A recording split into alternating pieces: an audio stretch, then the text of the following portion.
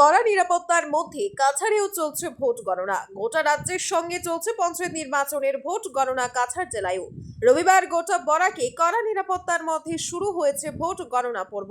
কাছাড়ের দুটি স্থানে ভোট গণনা শুরু হয়েছে। লক্ষ্মীপুর সম জেলায় পৃথকভাবে চলছে গণনা। জেলার বাকি কেন্দ্রগুলোর গণনা শিলচর, রামনগরের আইএসবিটি ও আইএসটিটিতে চলছে। সকাল 8টা থেকে শুরু হয়েছে ভোট গণনা। কাছাড় জেলার 25টি জেলা পরিষদ আসনে মোট 64 জন প্রার্থী প্রতিদ্বন্দ্বিতা করেছেন, যার মধ্যে দুটিতে বিজেপি প্রতিদ্বন্দ্বিতা ছাড়াই জয়ী হওয়ায় 23টি জেলা পরিষদ আসনের গণনা শুরু হয়েছে। জেলার আঞ্চলিক পঞ্চায়েতের 162টি আসনে 381 জন প্রার্থীর ভাগ্য নির্ধারণ হবে আজ। এছাড়াও 162টি গ্রাম পঞ্চায়েতের 1620টি ওয়ার্ডে মোট 4051 জন প্রার্থী নির্বাচনে অংশগ্রহণ করেছেন। দেশের বর্তমান পরিস্থিতি বিবেচনা করে পঞ্চায়েত নির্বাচনের ভোট গণনা পর্ব সুষ্ঠু ও শান্তিপূর্ণ সম্পন্ন করতে প্রশাসন যাবতীয় প্রস্তুতি সম্পন্ন করেছে।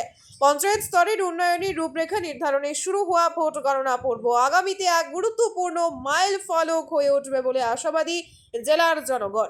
এবারের পঞ্চায়েত নির্বাচনে কাছাড় জেলার 10,60,155 জন ভোটার তাদের গণতান্ত্রিক অধিকার প্রয়োগ করেছেন, যার মধ্যে পুরুষ ভোটারের সংখ্যা 5,31,661 জন ও মহিলা ভোটারের সংখ্যা 5,28,479 জন।